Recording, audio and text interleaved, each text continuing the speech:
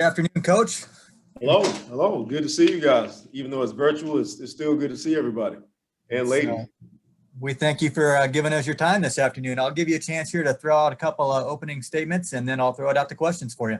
Yes, sir. Thank you, Chris. Just want to start things off. We just finished up practice 7 yesterday, so we're basically almost right at the midway point. So this is perfect timing for me to talk about how we progressed through 7 practices and going all the way back to practice number 1. We don't use the term practice in our room a whole lot. I always talk about these are opportunities, especially in spring ball, because this is time for guys, whether they're so-called seasoned vets like your Tyrone Tracy's and Max Cooper's, all the way to the brand new guys that are just in their 4th month on campus, guys like Keagan Johnson and Arland Bruce. This is an opportunity to improve, and an opportunity also for us as a coaching staff to see what's going to work for us moving forward with the personnel we have, and what's not going to work so well, and what can we translate over from last year. What have we learned from last year, going through the self-scout and the good, the bad, and the ugly, and then applying some of those things that we've learned to move forward, to help us progress as an offense and as a staff, and most importantly, for our player development. So it's been a very productive spring at this point. I've seen on social media some of the trending things about some of the guys in our room. Starting off with Tyrone Tracy, he's done an excellent job. Not a good job, an excellent job of being an upstanding citizen, number one, and being a leader that's going to hold his teammates accountable and set standards. And he set some pretty high standards and goals for not only himself, but for the room as well. So I commend him on that. He's done an excellent job in that regard. And then, talking about some of the other guys that are pretty common names around here. Nico has done a good job. He hadn't practiced a whole lot. So he's doing what he can, helping us out in the meeting rooms, and he's been tremendous that way. Max Cooper has really stepped up his game. He's been a guy in the past that, for whatever reason, hadn't been able to find a lot of traction, throughout his career, kind of spotty here and there playing as a freshman and then so forth and so on special teams. But he's done a really good job of taking the opportunity to advance and to move the room forward. And that's what we talk about in our room all the time. And then you have other guys that have been in the program, but haven't necessarily had a chance to, get a foothold and necessarily, put their name out there. Guys like Desmond, Hudson, Jackson Ritter, just to name a few, that have made steady strides, have made really good strides so far, throughout 7 opportunities. And then, the common trend, I think, everything's about trending and what's going viral. I guess if you're going to talk in those terms, I know there's going to be questions about the two new guys, Keagan Johnson and Arland Bruce. They've done a really good job. I can only imagine, I think about myself when I was their age, 18 years old, coming out of high school. First off, when I was their age, I was still in high school. Let's start there. And, I was thinking about things like going to the prom and, how cool my car is going to look and that type of stuff. And then spending the last few months with my family before I go off to college. And they're already doing that. They've already, kissed mom and dad goodbye, and they're here. They're here on campus and they're learning. And they're learning at a fast rate. And I give them a lot of credit because, I don't think I could have done it at their age. And they're doing it at a high level. So they've done a good job. And I know a lot of people have spoken on them, players and coaches alike, have spoken on their progress so far. And I guess I'll be the one to tag along on that bandwagon and say they're doing a good job. They're progressing very well. So, with that statement, I'll open it up for any questions you guys might have. All right. We do have some hands up for you, Coach. And the first question this afternoon is from David Eicholt. Hey, Kelton, how are you? I'm great, David. How are you? Good, man. Thanks for taking the time. Tyrone Tracy, I think 2 years ago, you called him phenomenal, and he was blowing up your phone in this first summer fall camp, asking you all these questions about learning 3 different positions. And he talked a little bit yesterday about going through a little bit of a rut last year where he's called himself slipping. He said that he had to do a lot of self-talk. I guess, how would you describe Tyrone's mental growth as far as just being a leader on this team and him basically now stepping into that phase in his career where he's kind of the face of the new wave of Iowa wide receivers? Yeah, I'll start off with saying he's been exceptional.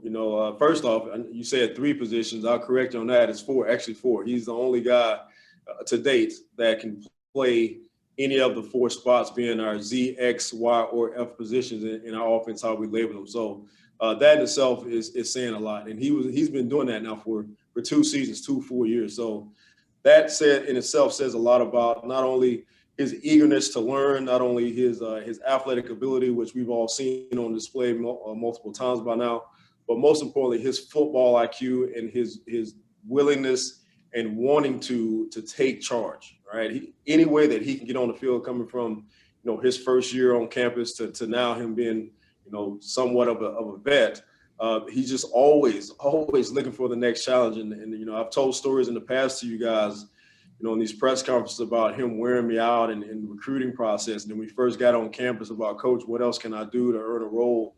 And a lot of guys talk about that. I will say that a lot of guys say that, and it sounds good, and it gets coaches fired up and excited about him. But I'm telling you what, this Tyrone Tracy now, he is a man of his word.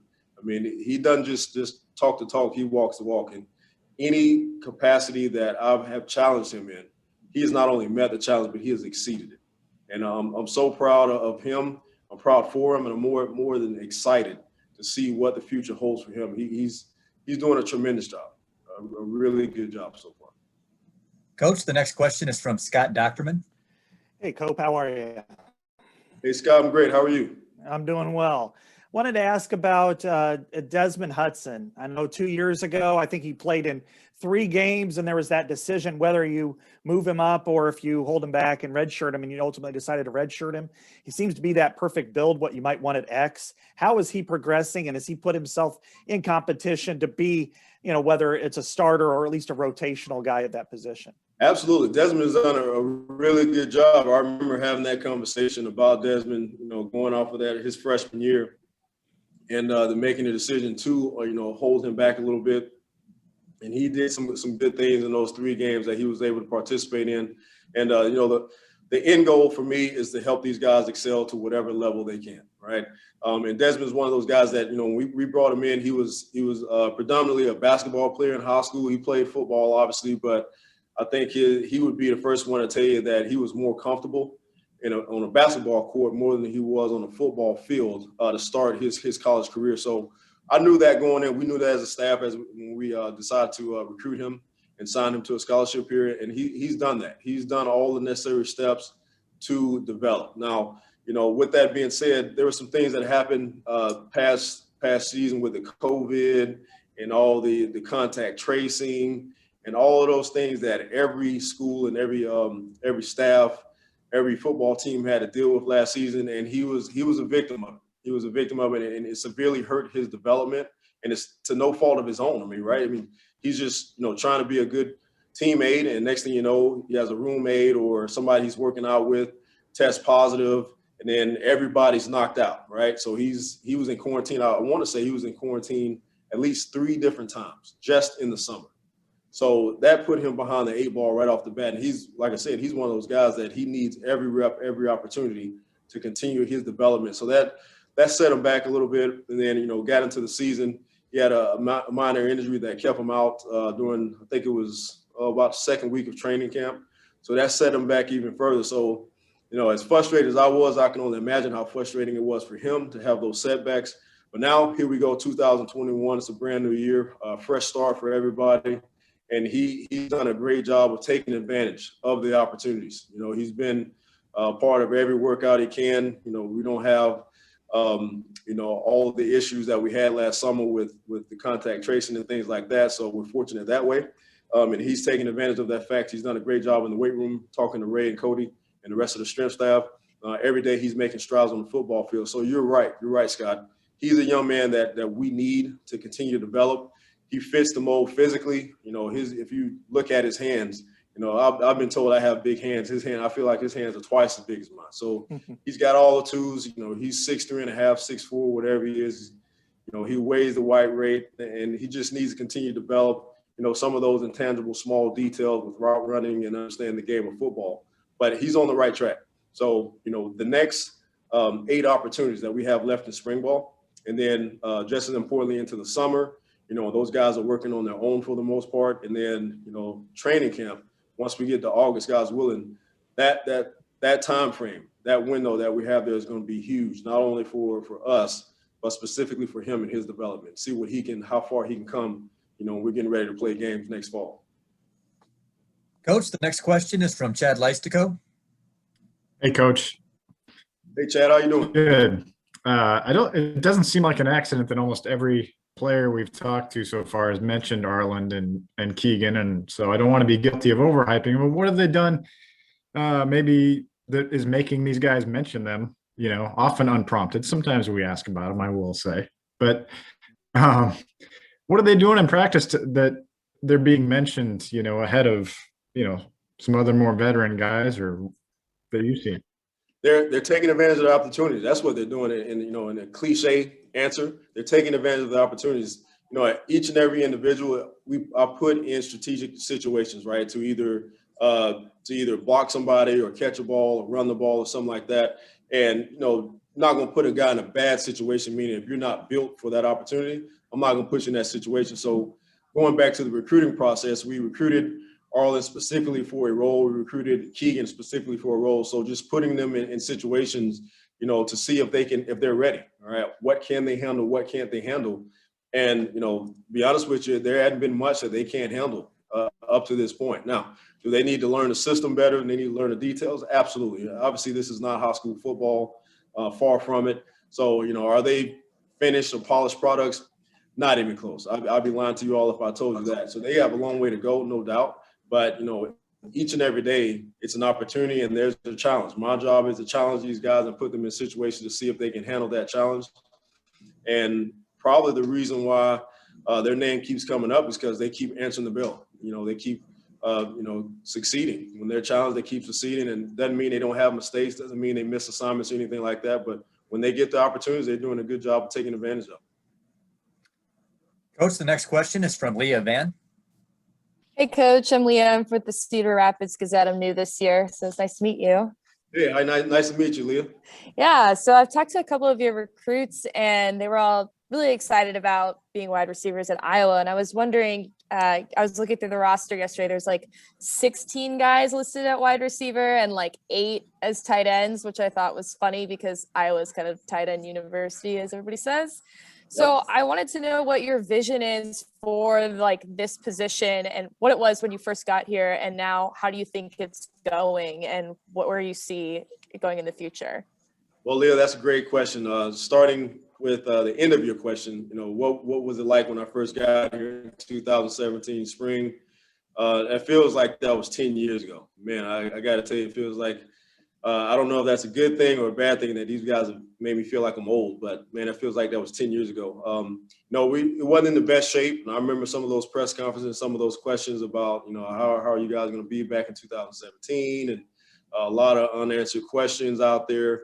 And it was it's still the same today. Same way I answered those questions back then, it's still the same today. It's about taking advantage of opportunities, and it's one step at a time. One of my mentors always says, how do you eat elephant? Well, you can't eat it all at one time. You eat it one bite at a time. So it's one day at a time.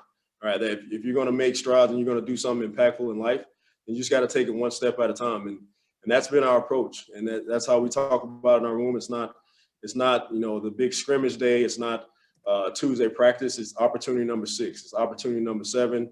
And, God's willing, we'll have opportunity number 8 tomorrow morning at about, 7:30, 8 o'clock. So that's what it's about. And, to answer your question about the numbers and all that stuff, we've been fortunate. We have a great staff here. We have a great staff, particularly our recruiting staff, Tyler Barnes, Scott Southmay. They do an excellent job, not a good job. They do an excellent job of giving us information, going out and, anything that we need as far as finding out guys' GPAs or maybe somebody that I missed in my area or receiver that may be under the radar.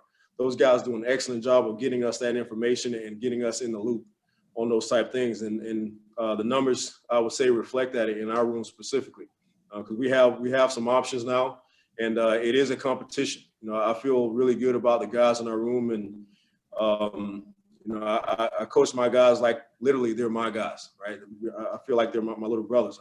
I'm getting almost to the age now where I can't call them my little brothers anymore, but I still think of them my little brothers, and that's how we do business in our room. But with all that being said, it is a competition, and this is a business, right? And we're judged on wins and losses, right? Production. So potential is one thing. We have a lot of potential in our room, but ultimately it comes down to production. And the guys that produce and show that they can produce on a regular basis, on a consistent basis, those are guys that will have an opportunity to produce on Saturdays. And that's what it comes down to. Coach, we'll take time for 2 more questions. The first one is from Tom Kakert.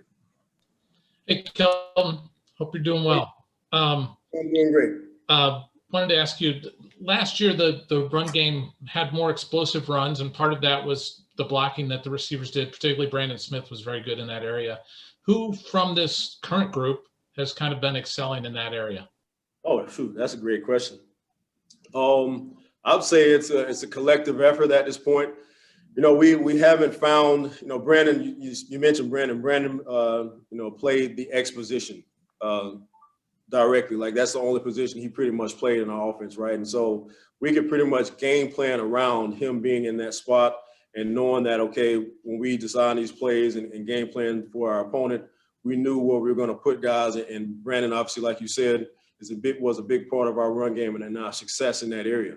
So that's part of this spring evaluation and getting things started, going back from self-scout, is finding out who is going to be the next guy or guys. So right now, Tom, honestly, I can't answer that question and put a finger on, this guy or that guy or this number of guys is going to help us in the run game or be that type of guy. That's what spring ball is for. So again, whether it be catching the ball, whether it be running after the catch or blocking, which is just important to anything else in receiver play, that is part of the evaluation. That's part of the challenge, is putting those guys in those situations to see who can handle it and who can execute at a high level. So I don't have that answer quite yet. Maybe hopefully, we fast forward to the training camp next time we see each other, hopefully in person, no doubt. But whenever we see each other next, hopefully I have a better accurate answer for you. Coach, the final question this afternoon is from Scott Docterman. Yeah, Kelton, it's kind of a 2-parter here. One is a couple of your redshirt freshmen, Deontay Vines and Quavon Matthews, kind of got lost in the donut hole because of the COVID year. They didn't get a chance to play. Plus, they had a lot of upperclassmen. How are they progressing? And then 2, how do you handle ego management at your position? Because you deal with the highest egos out of any position on the field. Doesn't matter. You can go to any team in America, and it's that way. And I know last year was tough at times. How do you deal with that along with the progress of Vines and Matthews? Well, I'll answer it backwards. First off, I would say Phil Parker may have something to say about me having the hardest job with egos. I tell you that. I've coached DBs. It's been a while now. I've coached DBs, and that's a whole different beast in itself. So I'd bet if you went and asked each coach position by position, do they have their troubles? Do they have their issues? No doubt, we all have our issues, but Scott, I'm blessed. I'm blessed to be able to be around a bunch of great guys, not only in my room, but our entire team, our staff. They do a great job. Like I talked about before, they do a great job. We do a great job recruiting here. And I knew that coming here when I accepted the job, and nothing has changed in that regard. There's a special kind of young man that can fit in this program, and there's other individuals that is just not a good fit. So the ego part is really not a big deal. Now, if I'm being honest, receivers, we have a way about us, all right? We're always open, never closed, never covered, and we also all should get the ball on every play. Only problem is there's only one ball on every play, so that's part of my job, all right?